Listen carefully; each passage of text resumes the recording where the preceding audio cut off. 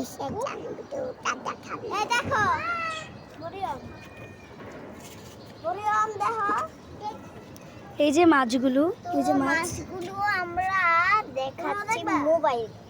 আপনারা সবাই বেশি বেশি করে লাইক করবেন, কারণ আমরা মাছের ব্লগ করছি। মাছ সবাই পছন্দ করে।